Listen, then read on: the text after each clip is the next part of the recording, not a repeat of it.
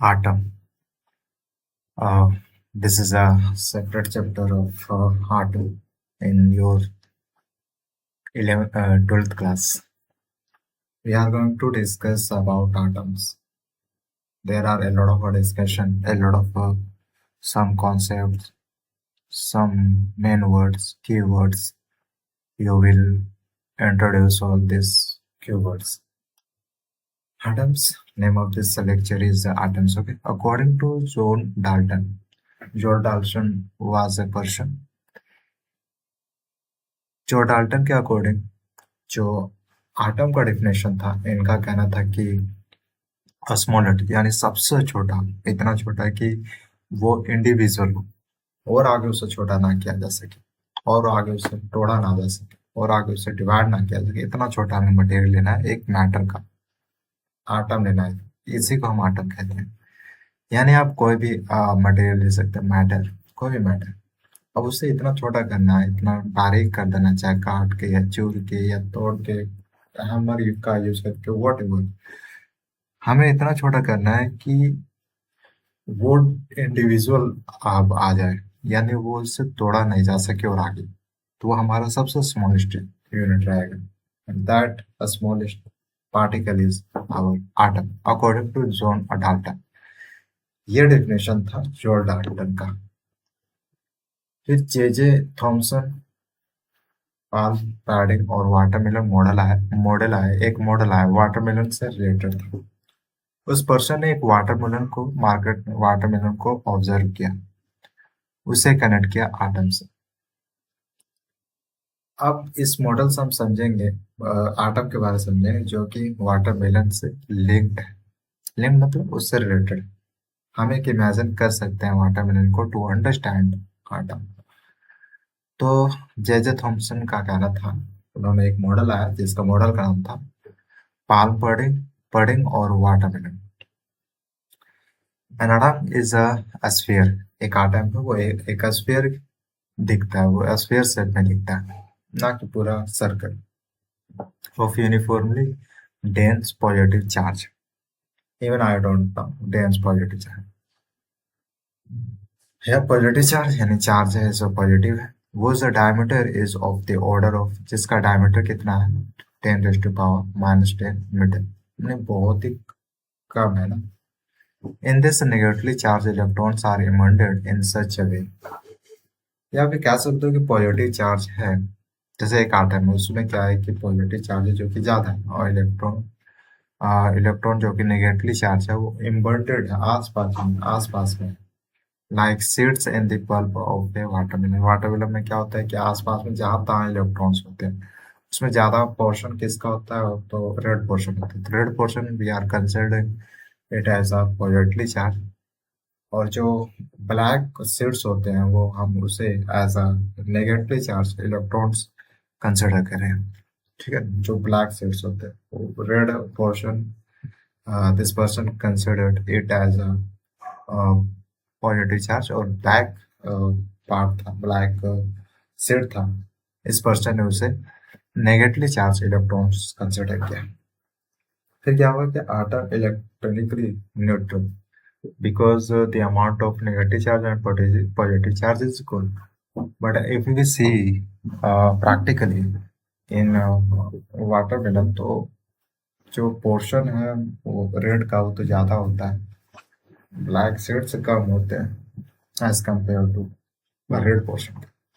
तो इस पर्सन ने कहा कि अगर इलेक्ट्रिकली देखें तो आ, उसमें जो पॉजिटिव और नेगेटिव चार्ज क्या होते हैं, इक्वल होते हैं। The amount of negative charge and positive charges equal, ये कहना था इस मॉडल का, ये कहना था। फिर Geiger and Marsden's alpha particle scattering experiment हुआ। इस एक्सपेरिमेंट में एक अल्फा पार्टिकल स्कैटर करा था। Alpha hold on, this alpha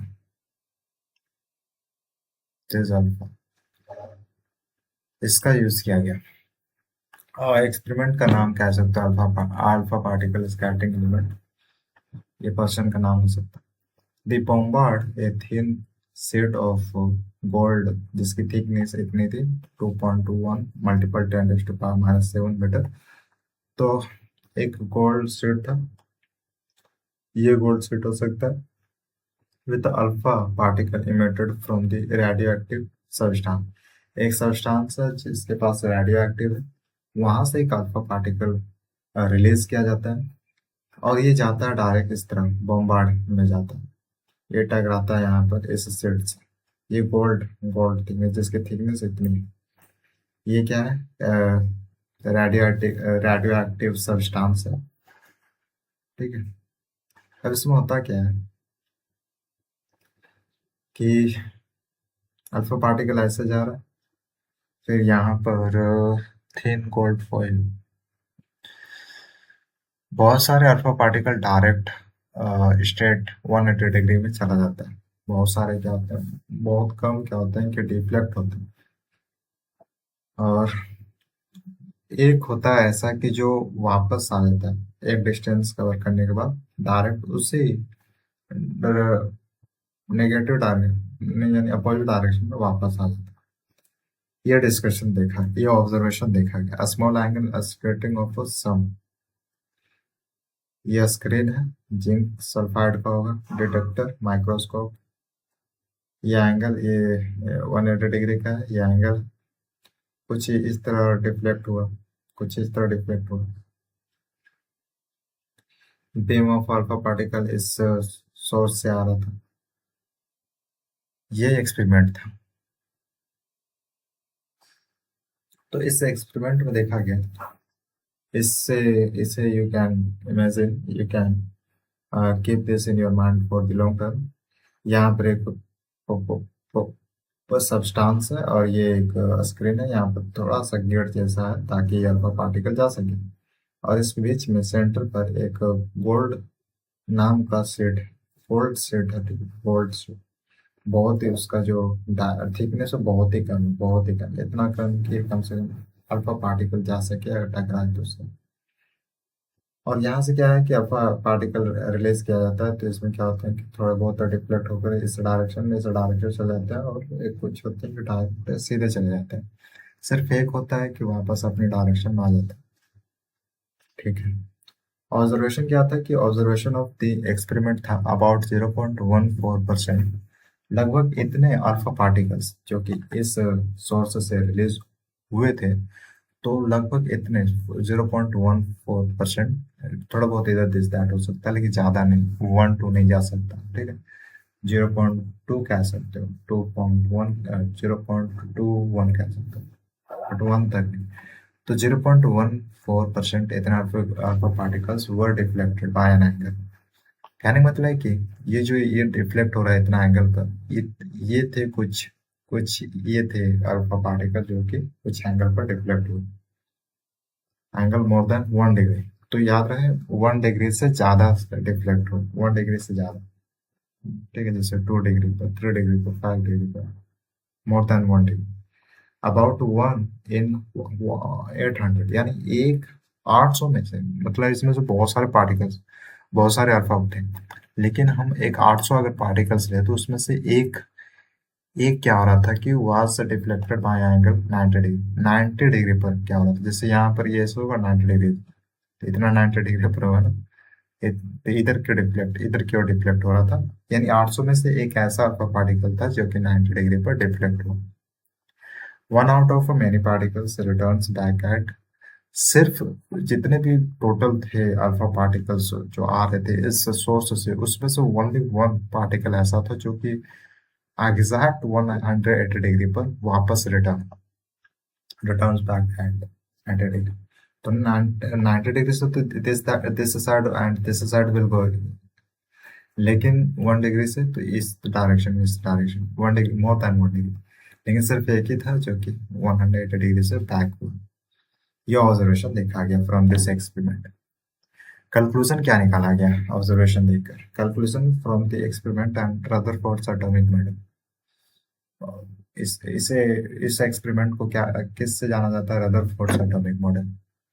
most of the space, जो कि बहुत सारे ऐसे स्पेस थे inside the atom, is empty, is empty. जैसे कि ये गोल्ड, जिसकी थिकनेस, गोल्ड जिसकी थिकनेस बहुत कम है, तो ये तो आटम से बने हुए हैं। तो ये ऑब्जर्वेशन देखा गया कि मोस्ट ऑफ द स्पेस जो कि इनसाइड दिस आटम था, वो बहुत एम्पटी था, एम्पटी था।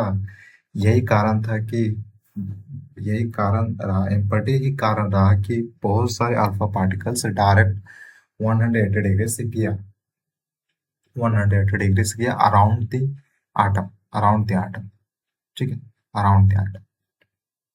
बल्कि उसके टच, उसके electric field you can say कि नहीं आया था, इलेक्ट्रिक फील्ड में नहीं आया था, डिस्टेंस थोड़ा सा ज्यादा था, जिससे 180 डिग्री से चला गया डायरेक्ट। वो कारण क्या था? एम्पर्टी होने का कारण था, उसके आसपास आटम्स नहीं थे, यानी आटम इनसाइड द एटम यार, are not around the atom, inside the atom, because many particles passed straight through without being deflected from their path। Deflect वही हुआ जब वो न्यूक्लियॉन्स के नजदीक आया। न्यूक्लियॉन्स में क्या होता है? वही डिफ्लेक्ट हुआ जो जैसे कि आटम में आसपास क्या होते हैं? न्यूट्रॉन्स, इलेक्ट्रॉन्स होते हैं जो कि रिवॉल्व करते हैं। एक अल्फा पार्टिकल जो कि पहले से नेगेटिवली चार्ज था, तो वो आया, तो दोनों क्या हुए कि नेगेटिव नेगेटिव मिले, तो रिपल्सिव फोर्स लगा, तो जिसके कारण डिफ्लेक्ट हुआ। अगर नेगेटिव और पॉजिटिव होता तो रिपल्सिव फोर्स लगने के बजाय अट्रैक्टिव फोर्स लगता। तो डिफ्लेक्ट हुआ, ये कारण कह सकते हो कि रिपल्सिव फोर्स के कारण हुआ, जो कि इलेक्ट्रॉन था और एक इधर से अल्फा पार्टिकल नेगेटिवली चार्ज था, ठीक है, नेगेटिवली चार्ज था। तो यहाँ पर वन पॉइंट ये है, जो कंक्लूजन निकाला गया कि जैसे वो तो क्या होता है कि अराउंड होता है बिटवीन न्यूक्लियॉन्स और इलेक्ट्रॉन्स, इसके बीच में जो गैप है, इसकी बात हो रहा है। इस बीच में से क्या हो रहा था कि वो, इसके बीच में से तो नहीं होगा, लेकिन थोड़ा सा मुझे लगता है अराउंड द आटम्स आना चाहिए था। ओवरऑल इम्पर्टी एरिया था, वहां से क्या हुआ कि अल्फा पार्टिकल डायरेक्ट जा पा रहा था, impurity, this was the reason. Next हमारे पास the entire positive charge, the entire positive charge, the entire mass of the atom, वो एक जगह पर कॉन्सेंट्रेटेड होता है। जैसे हम सेंटर ऑफ मास किसी बॉडी का पता लगाते हैं, तो सेंटर ऑफ आटम जो है वो क्या है? हमारा न्यूक्लियस है, जो कि एग्जैक्ट सेंटर होता है। The entire positive charge and the entire mass of the atom, positive charge बिल्कुल कहाँ होता है? सेंटर पर होता है, जो कि न्यूक्लियस में पाया जाता है। इज अ स्मॉल रीजन, या this is a small region which is called nucleus. Nucleus जो कि आटम पाया था, और वो होता है concentrated at the centre, at the centre, और इसे सेंटर ऑफ मास बोला जाता है, centre, entire mass of the. इसके बाद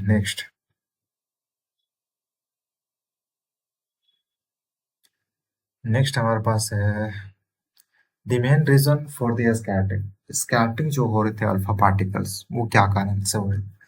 the main reason for the scattering of alpha particle, reason था रिपल्सिव फोर्स। जस्ट अंडरस्टैंड कि रीजन था repulsive force acting between the alpha particle and the nucleus. Hold on. Nucleus. Nucleus. Acting between alpha particle and the nucleus. अगर यहाँ पर alpha particle positive charge है तो nucleus के साथ, या तब वहां पर, तब यहाँ पर बात हो रहा है बिटवीन, जो स्पेस था एम्पर्टिव, वो था between alpha, between electron and nucleus, nucleus, इसके बीच की बात है। तो यहाँ पर क्या है कि जो रिपल्सिव फोर्स लग रहा है, वो बीच किसके किसके लग रहा है? अल्फा पार्टिकल एंड न्यूक्लियस के बीच में लग रहा है। Electrons revolve around the nucleus, electrons nucleus के अराउंड रिवॉल्व करता है in circular orbits. The necessary centripetal force, यही सेंट्रीपिटल फोर्स है जो कि उसे सर्कुलर ऑर्बिट बनाकर देगा, is obtained from the column attractive force acting between the nucleus and the electron। यहाँ पर समझने वाली बात यह है कि जो प्रोटॉन्स होते हैं और न्यूट्रॉन्स होते हैं, वो दोनों पॉजिटिव चार्ज होते हैं, बट वहाँ पर अट्रैक्शन देखा जाता है, ना कि रिपल्शन। कारण यह है कि उसमें न्यूक्लियर फोर्स लगा रहता है, इलेक्ट्रोस्टैटिक देखे तो उसे अगर कंपेयर करें तो इलेक्ट्रोस्टैटिक फोर्स उसको बहुत ही कम होता है as compare to nuclear force. यही कारण रहा कि जो दोनों न्यूट्रॉन्स और प्रोटॉन्स है दोनों बॉन्डेड है because of the nuclear force ज्यादा लग रहा है as compare to electrostatic force. और जो ये रिवॉल्व कर रहा है कारण है centripetal force attack from the attractive force acting between the nucleus and the। यहाँ से हम जानते हैं F A is equal to F C, centripetal force is equal to electrostatic force.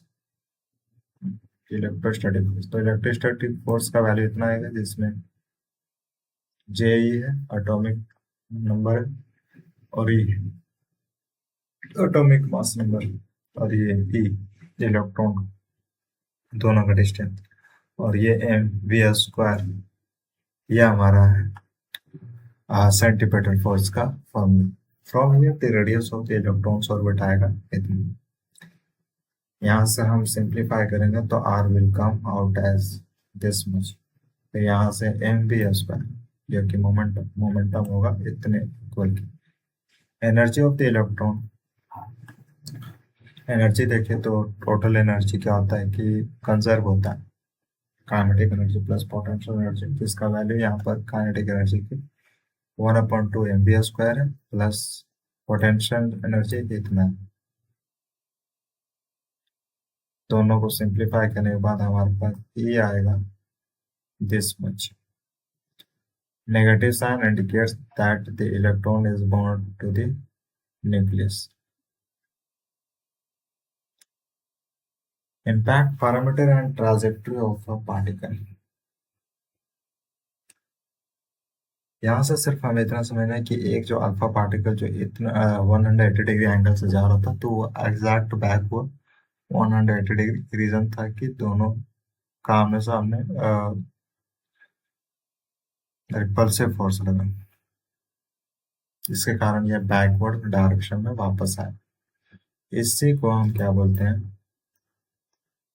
We will see in the next part.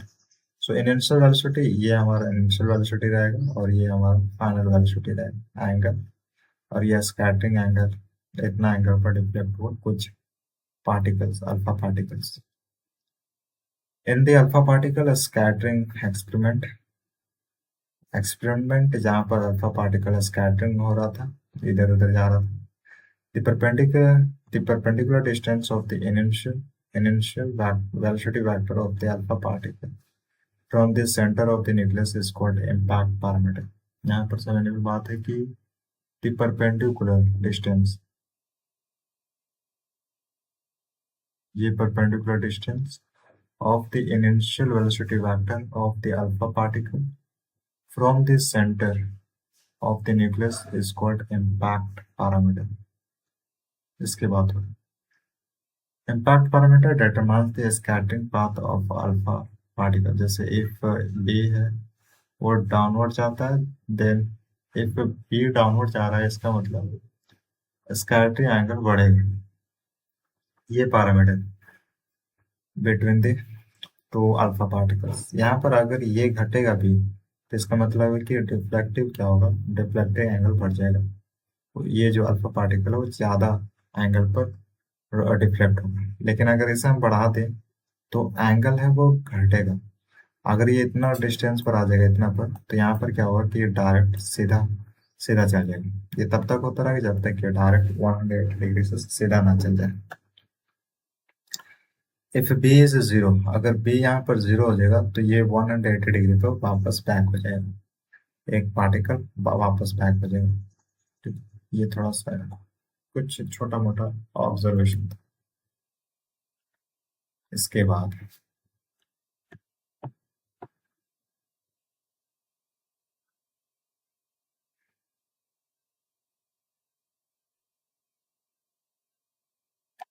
इसके बाद estimation, एक अनुमान, estimation of the size of the nucleus. या एग्जैक्ट तो पता नहीं किया गया लेकिन एक अनुमान लगाया गया कि न्यूक्लियस का साइज कितना होता है। और डिस्टेंस ऑफ क्लोजेस्ट अप्रोच, यानी यहाँ से जो रिटर्न कर रहा था बिल्कुल टच होगा नहीं, बल्कि थोड़ा सा गैप था यहाँ पर, जो कि रिपल्सिव फोर्स के कारण इलेक्ट्रिक फील्ड हो सकता है, तो उसके कारण यहाँ से ये वापस आ गया था। तो ये जो क्लोज हो रहा था, इसके क्लोज हो रहा था, इतना डिस्टेंस जो कवर किया, इसे हम बोलेंगे closest approach, distance of closest approach. हमें ये दो चीज अंदाजा लगाना है, कितना डिस्टेंस उसने कवर किया होगा और न्यूक्लियस की साइज लगभग कितनी होती है ना। अल्फा पार्टिकल जो क्या स्कैटरिंग हो रहा है एक सबस्टांस से, an alpha particle with a maximum kinetic energy whose entire kinetic energy is converted into potential energy near the nucleus। यहाँ पर तो जब मूव कर रहा होता तो इसके पास तो काइनेटिक एनर्जी होगा, जैसे ही यहाँ पर नजदीक आ जाएगा तो ये काइनेटिक एनर्जी पूरा कन्वर्ट हो जाता है किसी पोटेंशियल एनर्जी, फिर ये पोटेंशियल एनर्जी कन्वर्ट हो जाता है काइनेटिक एनर्जी, फिर यहाँ पर पोटेंशियल एनर्जी, इस तरह ये कंजर्व रहता है। The distance of that point from the centre of the nucleus, the distance of that point, यहाँ से यहाँ लेकर from the center of the nucleus is called, the distance of that point from the center of the nucleus is called closest approach। जैसे हम are note से भी represent कर सकते हैं, R naught of the alpha particle. This determine the size of the nucleus in this state, जैसे k है वो इक्वल है u, क्योंकि यहाँ पर क्या हो रहा है कि जस्ट कन्वर्ट हो रहा है के से यू में, यू से के में, तो के की वैल्यू कितना होता है 1/4, के की वैल्यू नहीं है बल्कि यू की वैल्यू, यहाँ पर हम कह रहे हैं कि के इज इक्वल टू यू, तो यानी काइनेटिक एनर्जी भी इतना होगा, बस इतने में कन्वर्ट हो जा रहा है पोटेंशियल में, तो कभी काइनेटिक काइनेटिक। तो यहाँ से हमें क्या मिलेगा, आर नोट। आर नोट क्या है, यहाँ पर हमने क्लोजेस्ट डिस्टेंस को क्या कंसिडर किया था, आर नोट, तो ये डिस्टेंस है, हमें इतना डिस्टेंस मिलेगा यहाँ से, ठीक है। मेन चीज यहाँ पर क्या है कि के इज इक्वल टू यू, यहाँ पर क्या हो रहा था कि उतना ही काइनेटिक एनर्जी उतने में ही पोटेंशियल एनर्जी में कन्वर्ट हो रहा था, बिना लूज के, बिना किसी जोर की लूज के, ठीक है। फिर इसमें कमी क्या देखा गया, कुछ फायदे थे, कुछ सही फैक्ट्स, नहीं कुछ कमियां थी, drawbacks of Rutherford's atomic model, Rutherford's atomic model की कुछ कमियां, जैसे पहला था stability of the atom, stability of the atom नहीं थी, आटम की स्टेबिलिटी नहीं थी। The moving accelerated electron around the nucleus, जो electron around the nucleus move कर रहे थे, एक्सेलरेट कर रहे थे, बल्कि कांस्टेंट वेलोसिटी से नहीं जा रहा था, बल्कि एक्सेलरेट हो रहा था around the nucleus will continuously emit energy. ये देखा गया कि क्या कर रहा था कि जब एक्सेलरेट कर रहा था तो वो अपने एनर्जी को इमिट कर रहा है, जब वो मूव कर रहे हैं तो इमिट कर रहा है। Moving on a spiral path due to which it will eventually fall into nucleus, nucleus के नजदीक आ जाएगा। इसमें कमी क्या है कि एक ऑर्बिट से दूसरा ऑर्बिट में चल जा रहा है, यानी यहाँ पर कोई स्टेबिलिटी नहीं, एनर्जी कम होने के कारण, एनर्जी जैसे इमिट हो रहा है ना, इमिट हो रहा है energy because of acceleration of electron.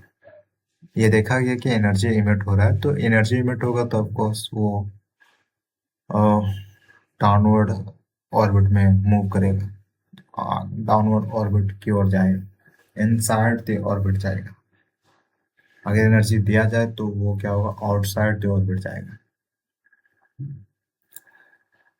तो ये देखा गया ऑब्जर्वेशन, यानी एनर्जी इमिट हो रहा है तो वहां पर क्या हो रहा है कि अपने स्टेबिलिटी नहीं है, वो अपने ऑर्बिट में नहीं रह रहा, मूव करे और वो अपने ही ऑर्बिट पे, ऐसा होना चाहिए कुछ, जो कि इस मॉडल में नहीं था।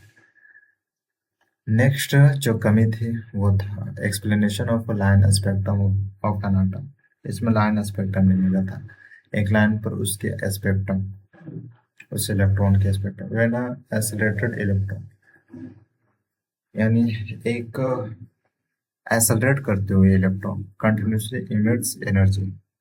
The emitted radiation should be of a continuous frequency and wavelength. उसमें क्या होना चाहिए, जैसे इमिट कर रहा है ना, रेडिएशन इमिट कर रहा है, तो वहां से क्या है कि एक वेवलेंथ या फ्रीक्वेंसी का एक क्या होना चाहिए, स्पेक्ट्रम होना चाहिए, whereas atomic spectrum are, जहां पर जबकि atomic spectrum are line spectrum, atom के स्पेक्ट्रम क्या होते हैं, लाइन स्पेक्ट्रम होते हैं।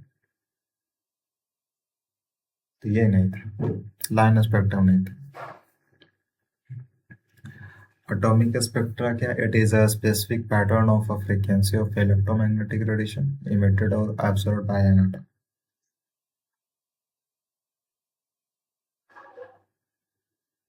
यानी एक स्पेसिफिक ये पैटर्न है जो कि इलेक्ट्रोमैग्नेटिक फ्रीक्वेंसी है और रेडिएशन इमिट होता है absorbed bye an atom.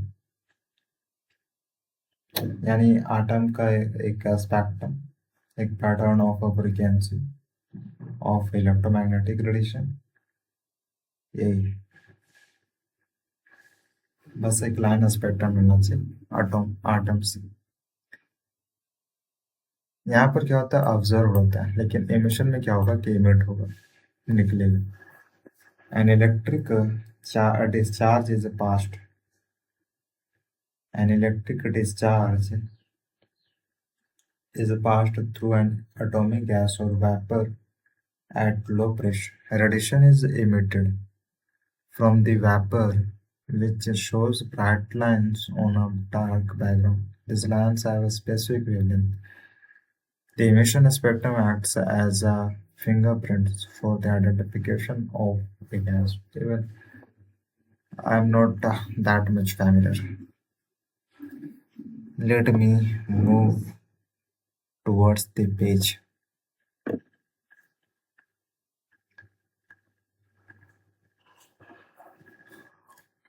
First था इमिशन स्पेक्ट्रम एंड सेकेंड है absorption spectrum.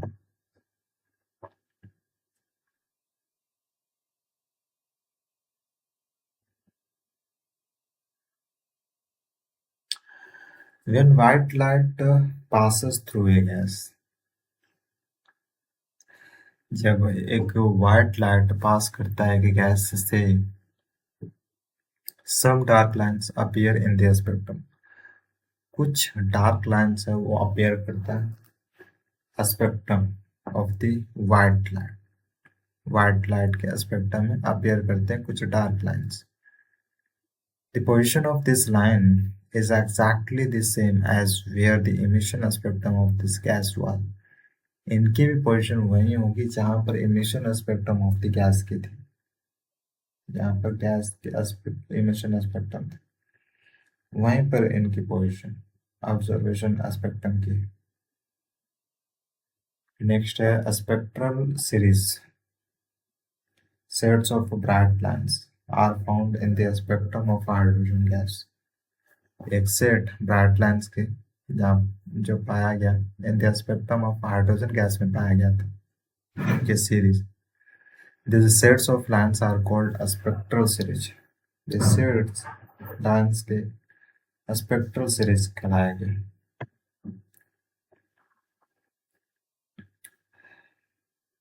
Different series found in the hydrogen spectrum. अलग अलग प्रकार के सीरीज पाया गया इन द हाइड्रोजन स्पेक्ट्रम। जैसे फर्स्ट हमारे पास है बाल्मर सीरीज और कलरफुल सीरीज। बाल्मर ये बाल्मर एक पर्सन था, ये स्कूल टीचर था इन स्वीडन।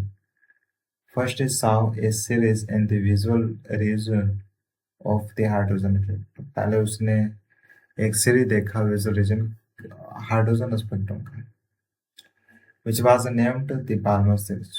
उसी के नाम से इसे दिया गया Balmer series.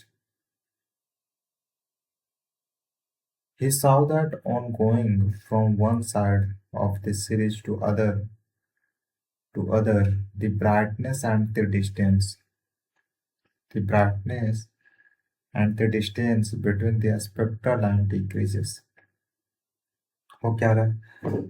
He saw that on going from one side, यानी एक साइड सीरीज के एक साइड के जाने से टू द अदर, एक साइड से दूसरे साइड सीरीज के जाने से the brightness and the distance between between the spectral line वो डिक्रीज कर रहा है, डिस्टेंस डिक्रीज कर रहा है और ब्राइटनेस डिक्रीज कर रहा है। Each line has a definite wavelength, हर लाइन के पास अपनी एक निश्चित वेवलेंथ है।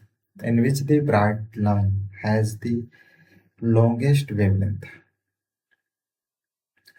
जिसमें ब्राइट लाइन की जो वेवलेंथ थी वो सबसे ज्यादा लॉन्गेस्ट, लंबी। The following formula was given for the calculation of wavelength. यहाँ पर ये सिंबल वेवलेंथ के लिए, इसकी वैल्यू थी 3.364.56 multiply n raise to power 2 upon n raise to power 2 -4। ये वैल्यू है वेवलेंथ किसकी, एक लाइन जिसकी लॉन्गेस्ट वेव है, bright line. The simplest formula presented by radar, radar के द्वारा ये सिंपल फॉर्मूला रिप्रेजेंट किया गया 1/r r into 1/4 minus 1/n square, where n is 345। Here r की वैल्यू कितना है 1.097 मल्टीपल 10⁻⁷ पर metre is the radar constant, ये रेडार कांस्टेंट है जिसकी value is this much. From this formula the wavelength of the first line h alpha is 1/λ is equal to इतना। तो यहाँ से ये बताया गया कि रेड कलर की जो वेवलेंथ है वो इतनी। विनाओं की रेड कलर की जो वेवलेंथ है वो ज़्यादा होता है, कितना होता है 656.3 nm, कितनी होती है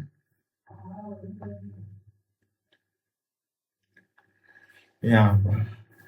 similarly the wavelength of other lines can be obtain. यहाँ पर हम देख सकते हैं कि हाइड्रोजन में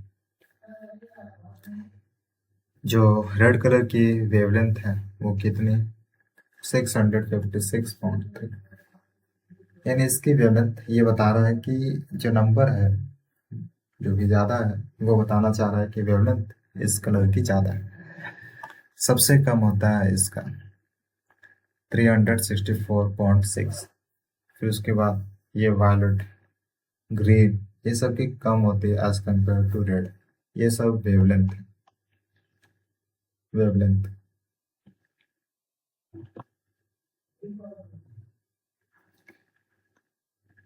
फिर इसके बाद हमारे पास नेक्स्ट सीरीज, फर्स्ट था Balmer series, Balmer series.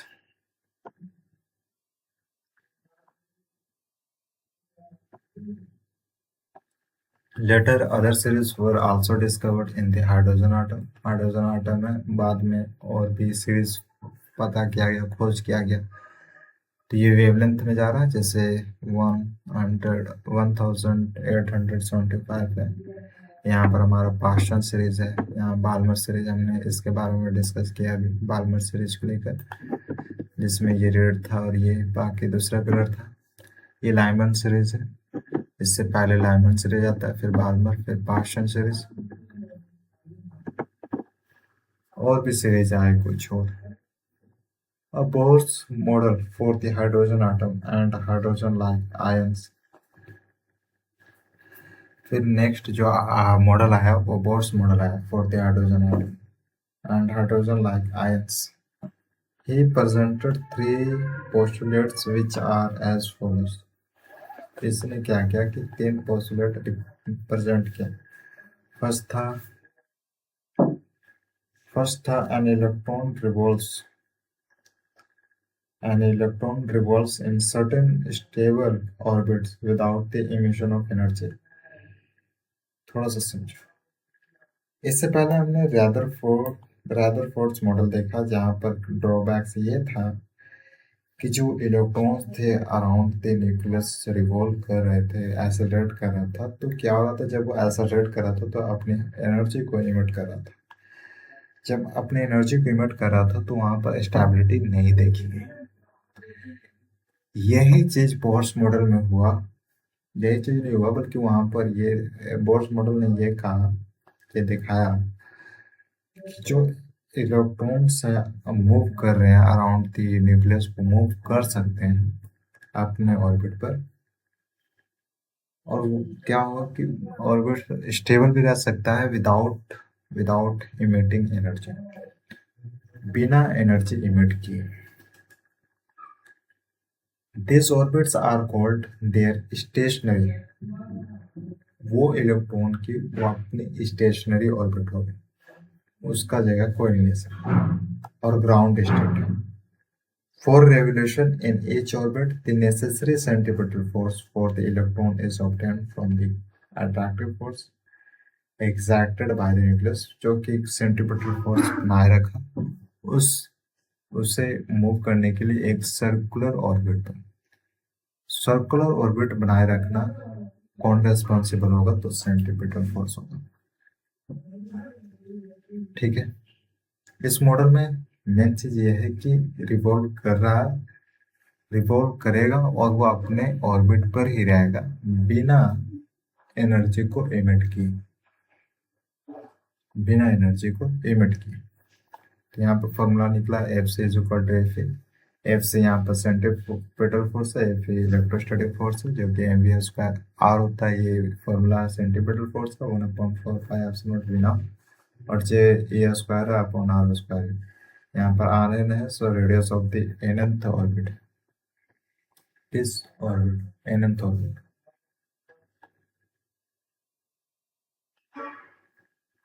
Second जो कि ये पाया गया इस बॉक्स मॉडल में, which was this postulate defines the stationary orbit. Okay, ये एक स्टेशनरी ऑर्बिट था, मतलब stable. An electron revolves only in those orbits for which its regular momentum is integral multiply of h upon 2 pi।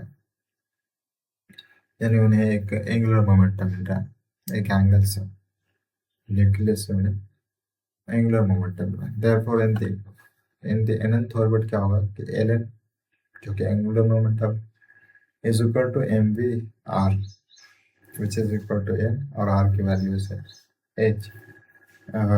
n यहाँ पर ये किसका वैल्यू है? एम वी आर का, एच अपॉन 2 पाई। एच क्या है? प्लांक्स कॉन्स्टेंट, और एन है 1 2 3 4 principal quantum number.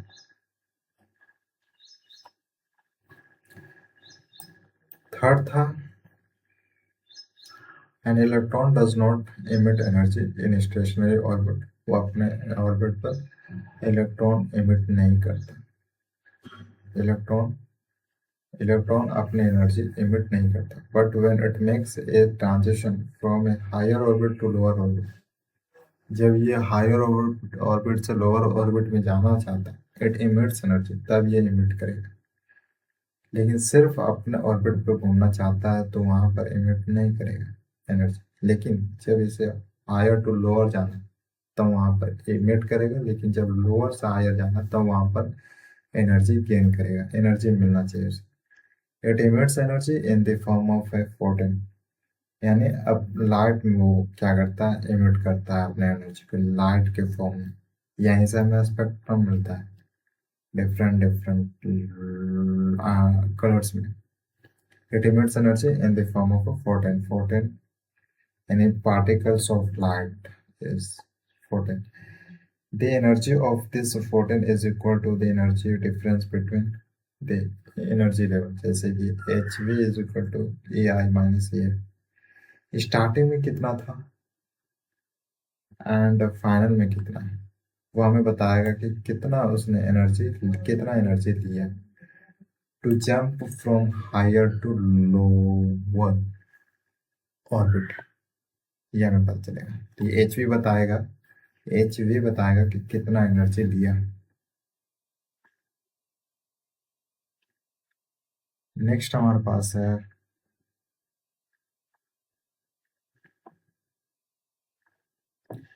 According to this model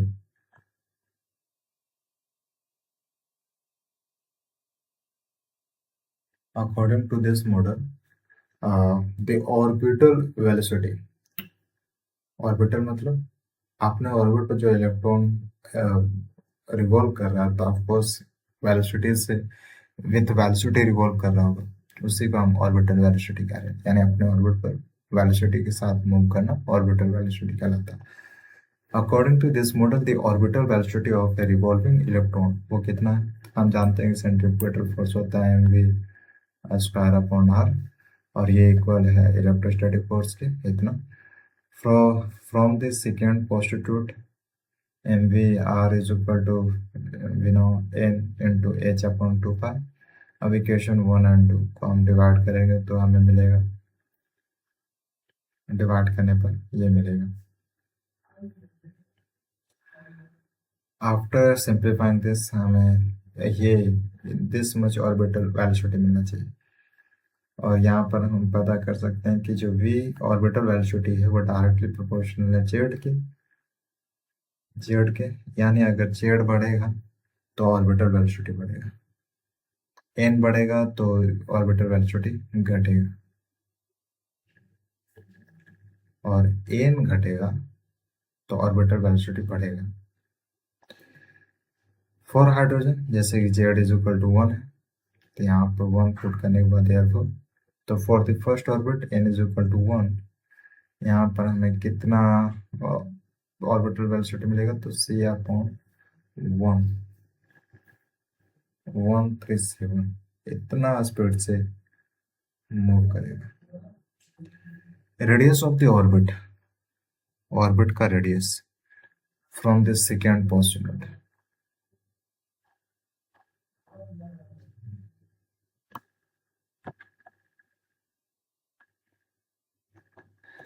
फिर इसके बाद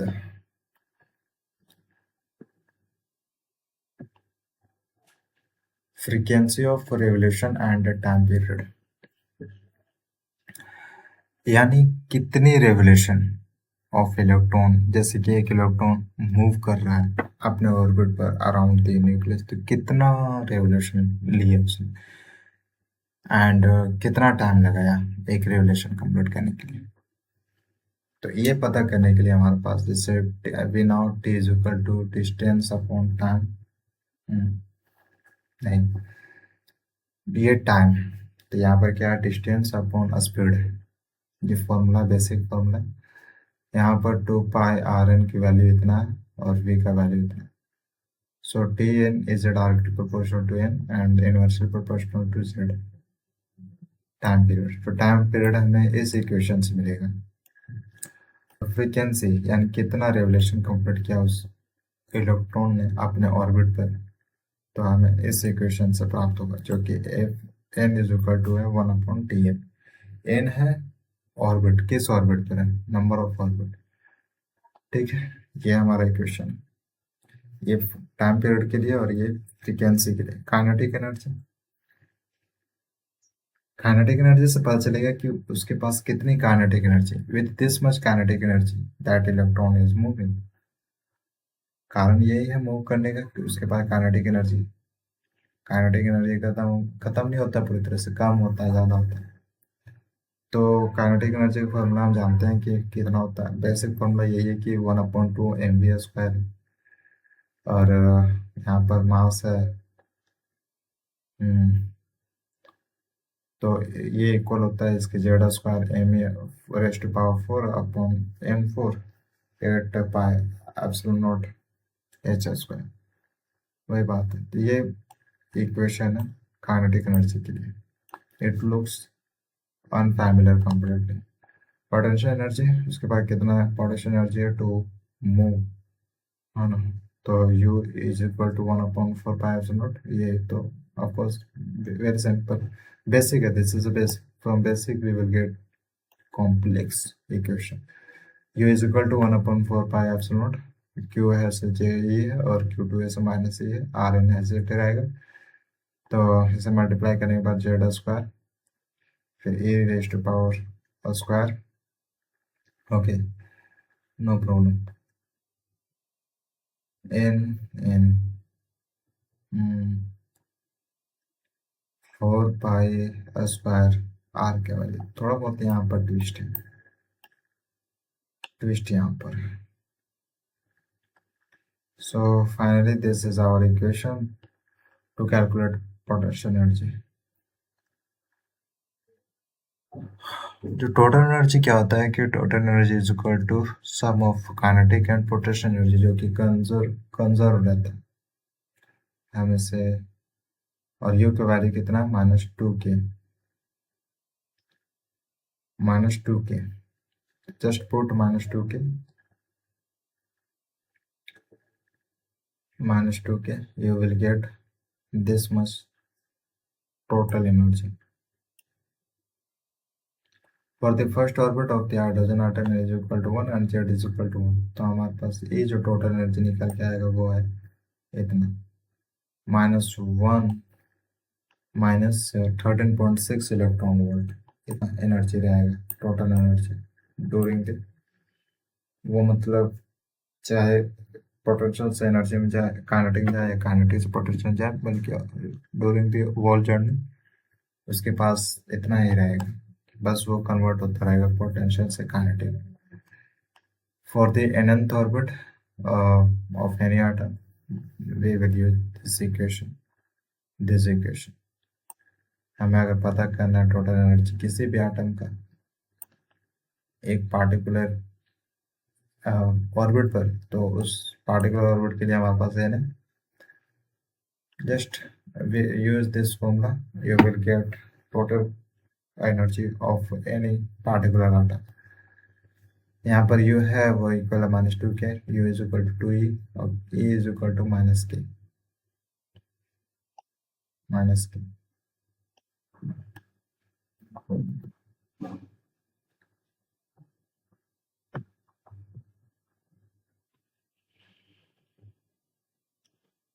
energy levels in an atom, energy levels.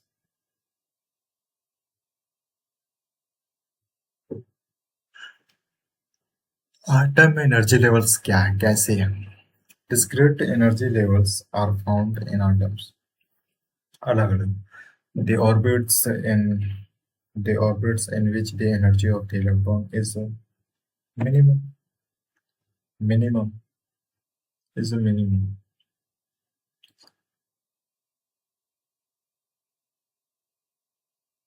Discrete energy levels are found in atoms, the orbits in which the energy of the electron is minimum, जहाँ पर energy electron की बहुत ही कम है, is called it's a ground energy level। वो level जहाँ पर orbit की, और वो ऑर्बिट जहाँ इलेक्ट्रॉन की एनर्जी बहुत कम है, that orbit we will consider as ground energy level। All the orbits with higher energy than this are called excited energy level। इसको छोड़कर बाकी वो ऑर्बिट्स जहाँ पर इलेक्ट्रॉन्स की जो एनर्जी लेवल है वो एक्साइटेड है, ज्यादा काइनेटिक में जाने के लिए तैयार है, उन्हें हम बोलेंगे excited energy levels. Simple, atom की वो ऑर्बिट जहाँ पर एनर्जी, उस इलेक्ट्रॉन की एनर्जी, इलेक्ट्रॉन की वह ऑर्बिट जहाँ पर उसकी एनर्जी बहुत कम है, तो उसे हम ग्राउंड एनर्जी लेवल कहेंगे। और वो इलेक्ट्रॉन जहाँ पर उनकी एनर्जी ज़्यादा है, हायर, तो उसे हम excited energy levels. The energy levels of the hydrogen atom are shown in the figure. जैसे टोटल एनर्जी, तो यहाँ पर क्या, n is equal to 3, n is equal to 4, तो यहाँ एक्साइटेड स्टेट्स है, मुझे लगता है ये वाला होगा, ये ग्राउंड स्टेट, तो ये तो सबसे कम है, यहाँ पर एनर्जी लेवल कम है। यहाँ से यहाँ जाने में इसको बहुत डिस्टेंस है, इसके पास बहुत डिस्टेंस है, थोड़ा ज़्यादा उसे एनर्जी की जरूरत होगा, लेकिन यहाँ पर इसे कम एनर्जी की जरूरत होगा because of distance is less.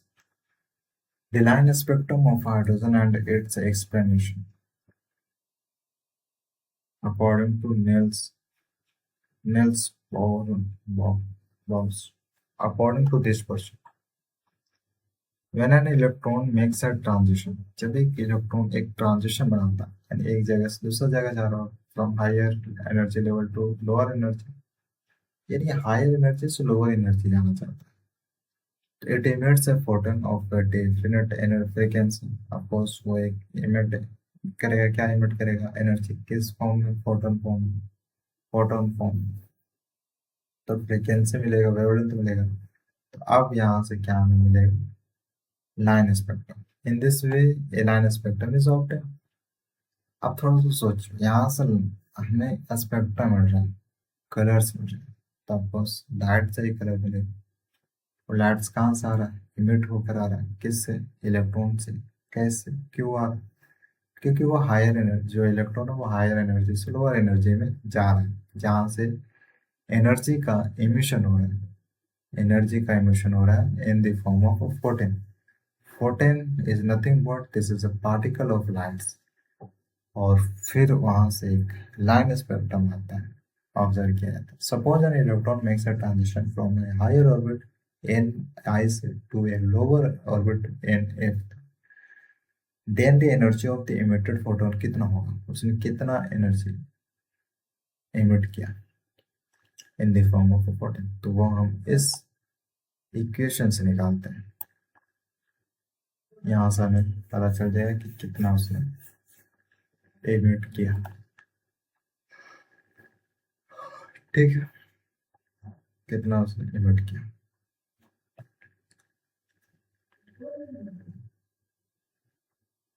रेडार्क जो कि कांस्टेंट है, प्लैंक्स भी कांस्टेंट होता है। v is equal to this much, यहाँ पर c है लेमदा भी, वेव नंबर, फ्रीक्वेंसी मिलेगा, and R H S C की वैल्यू होता है 30.6 इलेक्ट्रॉन वोल्ट। ये बहुत जगह यूज किया जाएगा, जैसे यहाँ पर भी R H C at R T can put this value. तो फॉर द हाइड्रोजन आटम, जैसे कि एच होता है 1, तो in this formula for different values of NF and NI, spectral lengths of different wavelengths are obtained। इन सब के अलग अलग, जैसे कि एक आटम है, ठीक, एक इलेक्ट्रॉन है आटम का, तो वो हायर एनर्जी से लोअर एनर्जी में जंप कर रहा है। हो सकता है कि इनिशियली वो था फिफ्थ ऑर्बिट में था, वो फोर्थ ऑर्बिट में जाना चाहता है, हो सकता है ऐसा। या फिर हो सकता है कि वो थर्ड ऑर्बिट में था तो फर्स्ट ऑर्बिट में जाना चाहता है, ऐसा। इसके अनुसार हमारे पास सीरीज बन के आता है, जैसे सीरीज का नाम है ये रायमंड, फिर बाल्मर, फिर पार्सन, फिर ब्रैकलेट, फिर पेफंड होता है। जैसे कि यहाँ पर है, ये है, ठीक है, इलेक्ट्रॉन ट्रांजिशन फ्रॉम वेयर, कहाँ से हो रहा है ट्रांजिशन, तो एन इज इक्वल टू 2 से हो सकता है, 3 से हो सकता है, एन 2 3 4 से हो रहा है। अब किस कहाँ पर जा रहा है, कहाँ पर रुकेगा, एन इज इक्वल टू 1 में जाएगा। तो यानी वो क्या हो, इन्फिनिटी से 1 में जंप करे, फर्स्ट में जंप करे, तो उसे हम लाइनमैन सीरीज कहेंगे। इन्फिनिटी से कहाँ, 1। वो 5 से भी कर सकता है, 600 से भी कर सकता है, लेकिन जंप किस में कर, जाना कहाँ है उसको, n is equal to 1 first orbit में जाना है। तो वेवलेंथ रिलेशन ये आएगा, फिर वहाँ पर सीरीज लिमिट होगी, इतनी लिमिट होगा। और जो रीजन ऑफ स्पेक्ट्रम, जिसे हम कहेंगे क्या, अल्ट्रावायलेट, डेंजरस होता है, हमारे लिए ये काम के नहीं, हमारे से काम क्या है, वो विजिबल है, हम इसे यही यहाँ पर ही हम विजुअल हो पाते हैं, चीज़ों को देख पाते हैं। तो बार्मर सीरीज क्या है, इन्फिनिटी से आओ, लेकिन वो रुके कहाँ है, एन इज इक्वल टू 2 पर, इन्फिनिटी 2 छोड़कर, ठीक है, 2 छोड़कर 2 ही में रह जाओगे तो फिर आया कहाँ से, उससे आना है इन्फिनिटी से। 3 से आ सकता है, 5 से आ सकता है, 10 से आ सकता है, लेकिन जंप करना है सेकेंड ऑर्बिट, सेकेंड ऑर्बिट में जंप करना है। वही बात, फिर हमारे पास वेवलेंथ रिलेशन है, सीरीज लिमिट है, और ये बार्मर सीरीज हमें देता है विजिबल, यही हमारे लिए ज़्यादा यूजफुल रहता है, हम whatever we are able to see because of visible. Portion है, इन्फिनिटी सा थर्ड लेयर में जंप करेगा, ऐसा होता है, तो वेवलेंथ इतना होगा, सीरीज लिमिट इतना होगा। और ये क्या कहलाएगा, रीजन ऑफ स्पेक्ट्रम है इंफ्रारेड। फिर ब्रैकलेफ्ट है, जो कि इन्फिनिटी से आएगा, फोर्थ ऑर्बिट में जाएगा, फिर ये वेवलेंथ रिलेशन है, इन सीरीज लिमिट इतना होगा, फिर इंफ्रारेड। इसे भी इंफ्रारेड, इसे भी इंफ्रारेड कहेंगे, डिफॉल्ट का भी इंफ्रारेड, इन्फिनिटी से फिफ्थ ऑर्बिट में। तो ओवरऑल क्या हमें मिल रहा है, इन्फिनिटी से फर्स्ट ऑर्बिट में उस सीरीज का नाम है लाइन, और जो स्पेक्ट्रम मिलेगा अल्ट्रा वायलेट स्पेक्ट्रम। इन्फिनिटी से सेकेंड ऑर्बिट में Balmer spectrum, visible spectrum. Infinity से थर्ड ऑर्बिट में पाशन इंफ्रारेड। इन्फिनिटी से फोर्थ ऑर्बिट में इंफ्रारेड एंड ब्लैकलेट सीरीज। इन्फिनिटी से फिफ्थ ऑर्बिट में पेफंड सीरीज, और उसका स्पेक्ट्रम का नाम रहेगा इंफ्रारेड स्पेक्ट्रम। ठीक है, यहाँ पर देख सकते हो ground state Balmer Paschen Lyman, Lyman series इधर होगा शायद।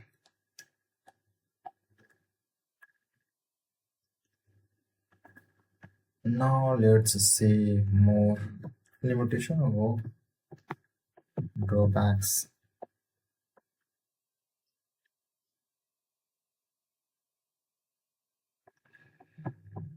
Explanation of Bohr's second postulate from matter wave. ये न्यूक्लियस है। ये देखा गया कि जो वेवलेंथ है कुछ इस तरह से वेव करता है, आपको समय इस तरह का मिलेगा। एक तरफ से क्या है कि वो सर्कुलर फॉर्म में है, सर्कुलर सर्कुलर ऐसे कंसिडर किया गया। एग्जैक्टली तो सर्कुलर नहीं मिलता है, इस तरह का electromagnetic wavelength. Explanation of, okay, according to de Broglie, a stationary wave becomes associated with the moving electron in a stable orbit, due to which it does not emit energy, ये emit नहीं करता energy, and circumference of the orbit is equal to an integral multiply the wavelength. इसकी integral wavelength equal होगा is equal to circumference of the orbit, यानी electron का orbit वो equal होगा an integral multiply of the wavelength. इसका multiply कर दे इस wavelength को, तो हमें किसके इक्वल मिल जाएगा, ऑर्बिट की, ये ऑर्बिट ऑफ इलेक्ट्रॉन की। इसका अराउंड जैसे न्यूक्लियस इसी का अराउंड, तो वो क्या बोलते हैं उसे, इलेक्ट्रॉन रिवॉल्व करता है, तो सर्कुलर ऑर्बिट में कुछ तरह का, तो इसी तरह का क्या हमें मिलता है, spectrum, line spectrum. So 2 pi r n, okay, de Broglie wavelength associated with moving electron, जो कि ये फॉर्मूला है। आयनाइजेशन एनर्जी, यानी इतनी एनर्जी, वो energy the energy required to remove an outer orbit electron from an atom is called. हमें वो एनर्जी चाहिए जहाँ पर क्या हो कि वो आउटर ऑर्बिट को रिमूव कर दे फ्रॉम एन आटम, एक आटम से, वो एनर्जी चाहिए। तो एनर्जी के लिए हमारे पास ये equation delta is equal to minus A I, isolation potential energy this much. फिर एक्साइटेशन एनर्जी कितना होगा, excitation energy E final energy minus initial energy is equal to change in total energy. लेकिन excitation potential energy final energy minus initial energy upon A world. फिर उसके बाद है limitations of Bohr's models. वो limitation यानी इसके आगे ये नहीं कर सकते। तो लिमिटेशन ये था, limited to single electron systems.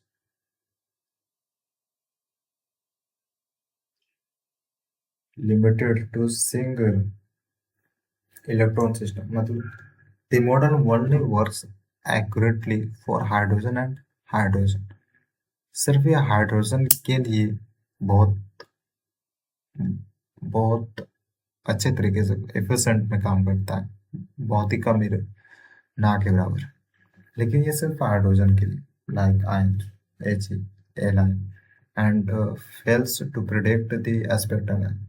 या क्या करता था कि वो प्रिडिक्ट स्पेक्ट्रल लाइन को प्रिडिक्ट करने में असक्षम रहता था फॉर मल्टी इलेक्ट्रॉन आटम्स, अलग अलग इलेक्ट्रॉन आटम्स के लिए।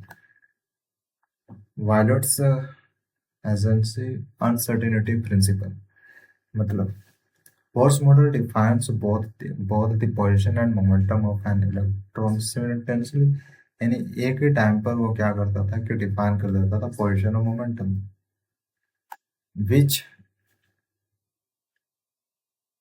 contradicts the principle that these properties cannot be precisely announced at the same time। ये था थोड़ा सा प्रॉपर्टीज जो कि सेम टाइम पर नहीं होना चाहिए, नहीं किया जा सकता, दोनों अलग होना चाहिए, ये लिमिटेशन था। Cannot explain spectral splitting। It fails to account for the Zeeman effect splitting of spectral lines in a magnetic field। यानी स्पेक्ट्रम लाइन का स्प्लिट होना इन अ मैग्नेटिक फील्ड वो नहीं हुआ बोर्स मॉडल।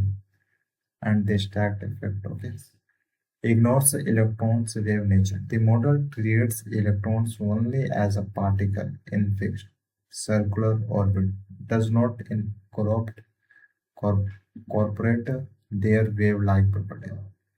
यानी जो वेव का प्रॉपर्टीज होता है उसमें कोऑपरेट नहीं करता है, बल्कि वो सिर्फ एक पार्टिकल की तरह ट्रेड्स कर रहा था इलेक्ट्रॉन्स को। एंड ऑर्बिट तो आपको सर्कुलर बना था, लेकिन वो इनकॉपरेट कर नहीं करता प्रॉपर्टीज, वेव के प्रॉपर्टीज को, वेव के प्रॉपर्टीज को।